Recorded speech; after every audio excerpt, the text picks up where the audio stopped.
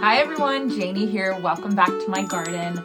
I am inside yet again today because yet again it is raining. So I thought today would be a great day for a question and answer video. And I sent a post out asking for your questions, and I really appreciate you guys sending me your questions. I want to thank you so much. This time with all this rain that we've had in California the past couple weeks, I've had a really hard time with my channel because I like to post 5 days a week. It was kind of a goal that I set for myself when I started my YouTube channel, is I really wanted to be consistent and I really wanted to post Monday through Friday.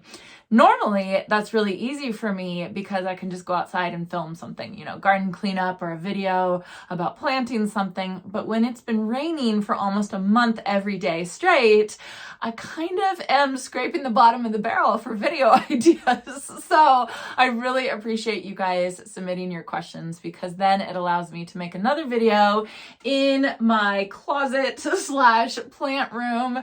And I'm actually really enjoying this plant room because all I have to do is get dressed and come in here and sit down and press record, and it makes things really easy for me. So I just wanted to say two things before we got started with the question and answer section.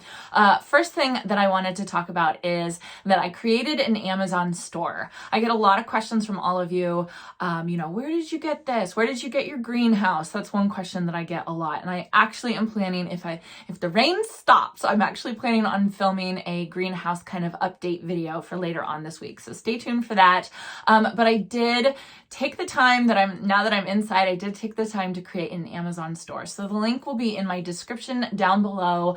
What you do to get into my description is you just go right underneath my video, and then you'll see, my quotes that I always put into each video, and then it'll say show more. And you click this show more button, and that will expand my video description. So there will be my Amazon link, and you can go to my Amazon link. I do get a small percentage if you guys do buy products through my link. So don't feel like you have to, but if you guys are ever interested in purchasing something that I've talked about on the channel, that's how you get to it. It's through my Amazon link. So I won't be linking individual products anymore. It will all be in that Amazon store. So then a lot of questions that I get are about my apparel. Sometimes, I will wear sweatshirts that say dig plant water repeat, or my trowel shirts that I have. And a lot of you are so sweet and say that you want to get one of them as well. So there's two ways to do it. If you're watching on YouTube, if you look right below my video as well, sometimes YouTube will feature my spring store, and you can kind of look through. And if you click on any one of those shirts or sweatshirts or water bottles or coffee cups, it will take you to my spring store, and you can kind of look through and see if there's any apparel that you're interested in as well. Then if you click the show more button in my video description, under my links section, there's a merchandise link. And if you click on that link, that will take you to my spring store as well. So my Teespring store it's where I've made all my merchandise. It's where a lot of YouTubers create their merchandise. And so you'll actually order it through spring. Again, I do get a little bit of a bonus for you guys ordering my apparel. So I appreciate that. But I have had a lot of people ask, what happened to the apparel? And it's still there. That's where it is. And I am planning on expanding it this year. I want to design a new shirt each month this year. So I will be working on that, like different flower designs and things that I want to wear. And I just figure, okay, well, I can make my own clothes now. I want to do it. Okay, so let's get to the questions. Again, thank you all so much for submitting these questions. I appreciate it so much. So the first one is from, I'm going to say this wrong, J has per fresh. First off, love your channel. Thank you. I love seeing representation for us in higher zones. Speaking of zones, is there a specific website that you go to check if a plant is in your sunset climate zone? I'm having a hard time finding this information. Since you somewhat have a working relationship with Proven Winners, maybe you can suggest if they can add climate zones in their website. That's a really good idea. So I will mention something. I don't know if I have any pull with Proven Winners, but I'll try. So the best way to do it, and this is kind of like a roundabout way, this is how I do it. My local garden center is so good about putting the sunset zones on all their plants. So it is called Green Acres, and they have a really wonderful website called idiggreenacres.com. And so I'll leave the link down below, and you can click on that website, idiggreenacres.com, and go to their plant section and just find one of the plants. They have tons of plants listed there, plants in season and plants out of season. And if you go and look at the description of their plants, they always have the sunset zone listed. So that's how I find, 90% of my sunset zones on plants is, because they sell in my sunset zone. They're 30 minutes away from me. So they're actually not in my sunset zone. They're actually not zone 14, but they're very close. And that is how I find what plants work. So if you are kind of close to me and close to my climate, you can always check out their website. Otherwise, you just Google like Star Jasmine Sunset Zone, and then you kind of have to look through because a lot of USDA zones will come up, but eventually you will find the sunset zone. I wish that there was a better resource, and if anybody knows a better resource, please put it in the comment section down below, and I'll pin that comment to the top so that we all can see it. But that's the only ways that I know how to find the sunset zone. It's pretty difficult. Next question is from Lisa. Lisa asks, how long did it take to be successful starting seeds? Eek. I get you, Lisa. I totally get you. Okay, so one thing I have to say is more seeds than you need. You can see behind me right here, this is the first round of seed sowing that I've done this year. My next round is actually this week that I'm gonna do. So what I do is say I only need 18 seedlings, right? I'm still gonna sow a whole 32 tray, or 36. What is it? So yeah, 36. I can do math. A whole 36 cell tray of seedlings, just because I can expect that a certain percentage isn't going to come up. Then, even on top of that, I will often put 2 seeds in each cell, expecting for one not to come up. So it's just, it's just insurance that you're going to get enough seeds germinate to have the amount of seeds that you need. But you have to expect that they're not all going to germinate. You're not going to have 100% germination. Even if you look on the back of a seed packet, they will say in a seed test, in a germination test, it was 90% or something like that. That means out of 10 seeds that they tested, only 9 came up. So you're not going to be perfect at seed starting. Even experts aren't perfect at seed starting. So just know that, and don't give yourself a hard time. Just double the amount. So when I first started seed starting, I would do a whole 72 count tray of one type of seed, just so that I could make sure that I got enough seedlings started. I ended up with way more seedlings than I actually needed. I way underestimated my ability to sow seeds. But that's how I did it. That's how I started, just to make myself feel comfortable. So I hope that helps. All right, then the next one's from K. Jane. Hi, Janie. I have felt so bad for you and all who have been experiencing the relentless storms in California. Thank you. My question is about your flower field. Have you been out there since last time, and will you have to start completely over with it? I can imagine it's totally flooded. So yeah, it's flooded. So I don't know. I haven't been out there since the last time I filmed out there, when my boots were like a foot deep in the mud. But when I was out there, the seedlings didn't look horrible. They weren't good. They weren't thriving, but there was some seedlings that were actually growing, and not, maybe a few of them had drowned and had died and gotten damping off, where they break off at the base and they're basically dead. Some of them had gotten that, and obviously they had gotten way too much water, but I was kind of surprised how many were actually doing fine. What I'm more worried about is the amount of weeds that are out there.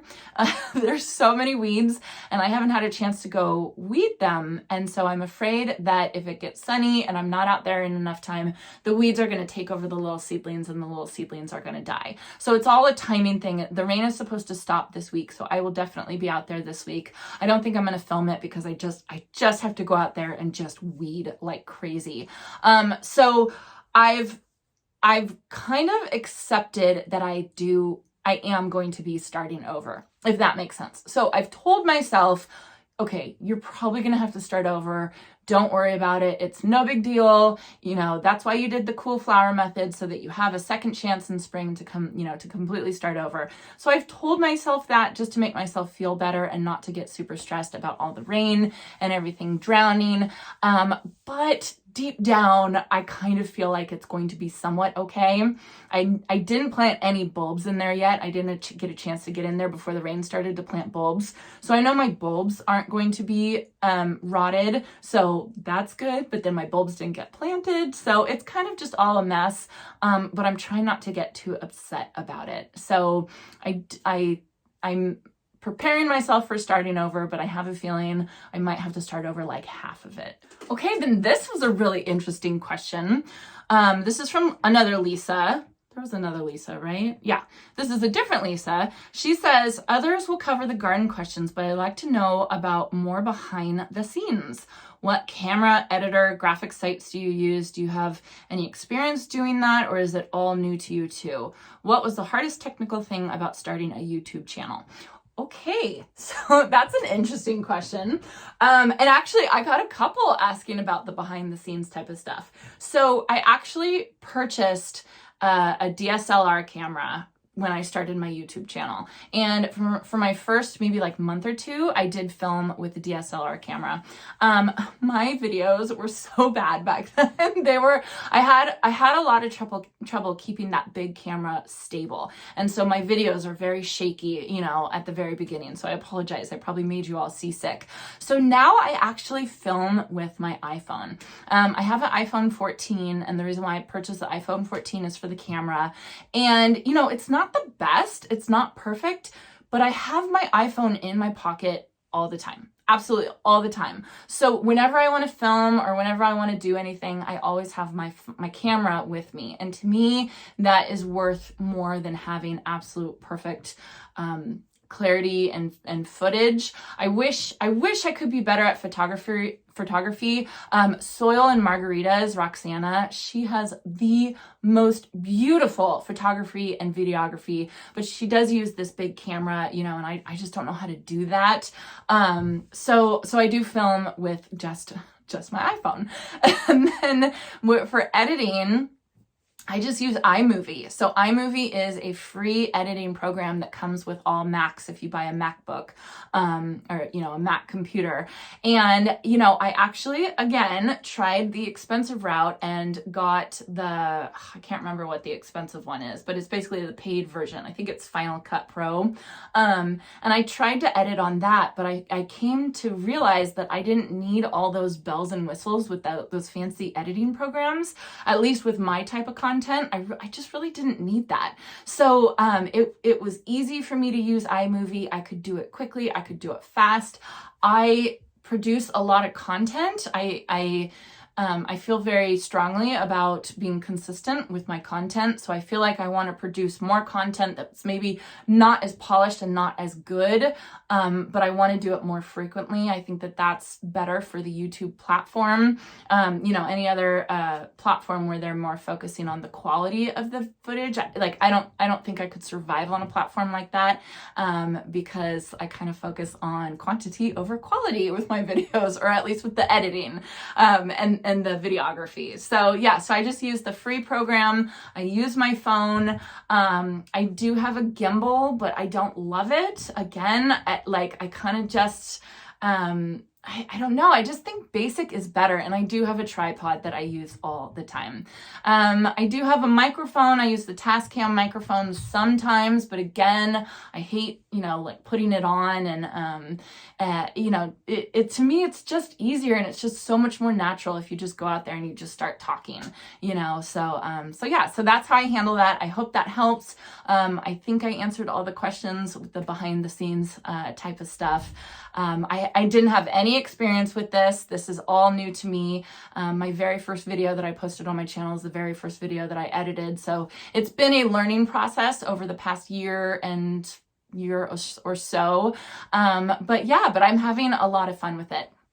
Oh, you did ask about the graphics. So the graphics I get from Canva. I use Canva. I do pay for Canva. You can get a free version of Canva, but I do pay for it because I find it very helpful. And then what was the other thing that you said? I think that was it. Yeah. So Canva, iPhone, iMovie, and just keep it simple. Don't complicate it. Just keep it simple if you want to start creating content yourself. Okay, next question is from Jay Wilgar. He or she says, "Hi Janie, thank you for always giving great content." Thank you, that's so nice. "You've shown us several times how you train your climbing plants along the outside of your house. However, I have so much trouble just getting those eye screws into my outside wood wall. Is there a secret to getting the screws started so I can then screw in without that much effort? Also, what type of wire do you use? Thanks." Okay, so my espalier, she's talking about my espaliers that I have. I always hang up my espaliers. I have eye screws and I screw those in. I usually do a diamond pattern and then I connect them with wire. So like I said, I started my Amazon store, and in that Amazon store, I actually linked wire that I've actually used when I did my friend Olivia's espalier, ivy espalier on her fence. I actually use that exact wire, and then eye hooks that I would use as well. So if you're looking for, the size that I use, you can use whatever size you want. It doesn't have to be a specific size. Obviously, the thinner the wire, the weaker it's going to be, and it's not going to be able to handle a really intense plant like a bougainvillea, but you're not going to be able to see the wire as much. A thicker wire is harder to deal with, but it can handle a heavier plant. So I like to go for a little bit thicker wire, so that's the one that I linked in my Amazon store. How I start the holes is I drill a pilot hole. So what I do is I take my eye hook, and then I take my drill bit. I have a drill bit set with a whole bunch of different size drill bits. And I hold my eye hook in front, and then I hold a drill bit in front of it. And you want to look for one that's just the slightest bit smaller, the tiniest bit smaller than the eye hook threads, the screws there. And you hold them right in front of each other just to compare the difference. So you just want to go just the teeniest bit smaller. So then when you start off with a pilot hole, then you can stick the eye hook in, and then I always take like a screwdriver or something for some more, what's the word, torque? Is that right? But basically that's how you turn the eye hook in. I've done it with my hands before and I got, blisters and all that kind of stuff. You can do it with the pilot hole drilled, but it's better if you use something longer like a screwdriver to help you get that eye hook screw in. All right, hope that helps. Okay, then Jermaine asks, is there any plant that you regret planting because it didn't do well for you? Or that you didn't like the color, texture, smell of? Would you try again? Okay, this is kind of an interesting question because yes, Jermaine, there is a plant, and that plant is penstemon. So penstemon is like a staple in my climate. Penstemon, specifically a plant, penstemon called Margarita BOP, which is actually the one that I planted. And it is supposed to be like a workhorse of a plant for us. It's supposed to do fantastic. It's supposed to be so beautiful and bloom all the time and be so good for pollinators and so drought tolerant and on and on and on and on. Every time I've planted penstemon, I've gotten like one bloom and it hasn't really done very well. And actually my mother has actually planted penstemon as well, and she had the same problem. And so I'm sure she's getting her advice from me and I'm giving terrible advice, but I will never give you all advice on how to grow penstemon until I can figure it out, because that plant, it's just a hard one for me. So any advice that you all have for penstemon, let me know. It is definitely a plant that I will try again, because I do think that if I can get it to work, it's just one of those native plants that's just going to thrive in my garden once I get it to grow. I've seen them in other gardens looking absolutely beautiful. I just can't get it to work for me. So that is one that I regret trying. I'm not trying it this year. I have zero plans to try penstemon this year. So, I don't know. One of these years I will try again. Maybe my mom will try again and figure it out. Then I can learn from her. So yeah, penstemon is it's a tough one for me. Okay. And then the last one is from K-Dub. She asks, are the Supertunias in your closet the same ones you had in your greenhouse? Yes, they are. They look amazing, don't they? Mine are still out in my greenhouse, and I'm hoping they bounce back in the spring. So, questions about these Supertunias that I have behind me. These Supertunias I actually purchased last fall. I purchased them at the end of the season. I purchased them online, I think from Home Depot, or some from Proven Winners Direct, some directly from Home Depot. Some of them I got from the store, I found in the store. And the reason why I purchased them is because our last frost date is February 28th. Yes, February 28th. So the Supertunias do not come out into the stores until around May. And that is because Proven Winners grows most of their plants in the Midwest and then also in New England. And in those areas, the lighting levels and the temperature levels just aren't enough yet to get things to start growing until that time of the year. And so they use regular greenhouses, like, with the sunlight and everything like that. So they can't get plants out any earlier than that. So a workaround that I was trying to do this year and did, a test to see how it did, is I purchased when tons of them were available, because our first frost date is also much longer in the season. My first frost date is December 4th. So when everybody else's, not everybody else's, but a lot of the rest of the country, their first frost date has already passed, nobody's buying Supertunias or annuals at that time. I don't know this for sure, but I do think that they ship all the Supertunias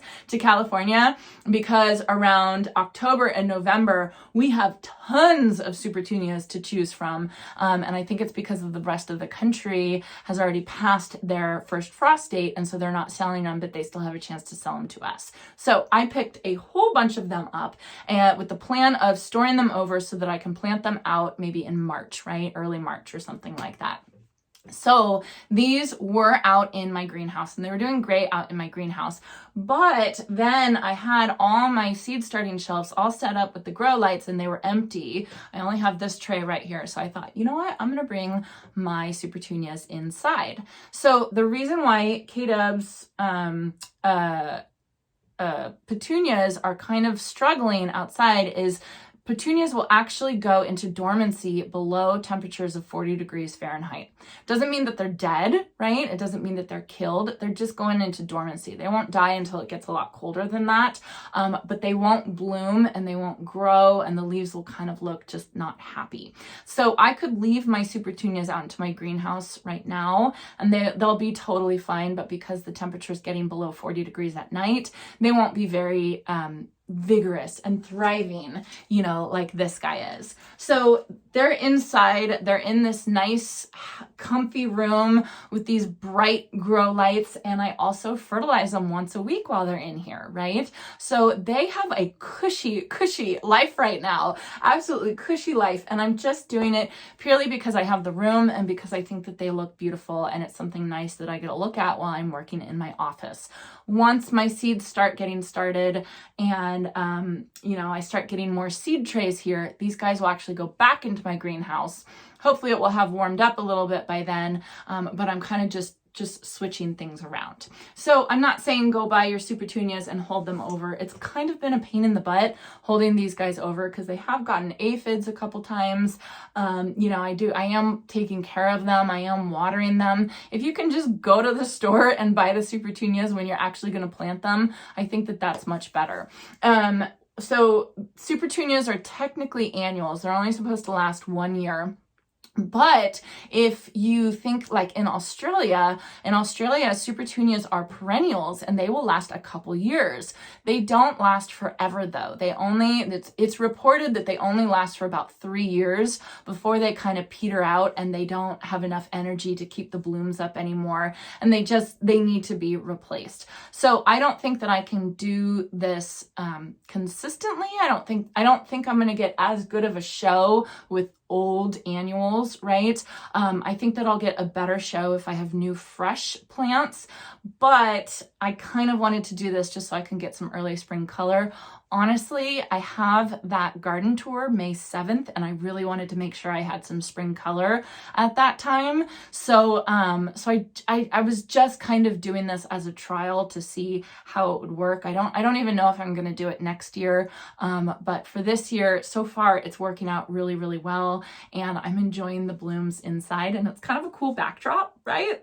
All right, everyone, that is it for my question and answer session for a rainy January day. Again, I appreciate so much you guys submitting your questions. It made this video so much easier because I didn't know what I was gonna do. Like I said, the rain is supposed to, I don't know if it's gonna stop, but there is some sun in the forecast later this week. So I am planning to get out into the garden. I'm actually gonna do some garden cleanup, which I have so much garden cleanup to do. It's gonna be crazy. And I'll be interested to see what plants survived and what plants, drowned and didn't make it through the almost 4 weeks straight of rain that we've had, and flooding that we've had. So yeah, thank you again. Thank you all so much for watching, and I hope you all have a chance to get into your garden today.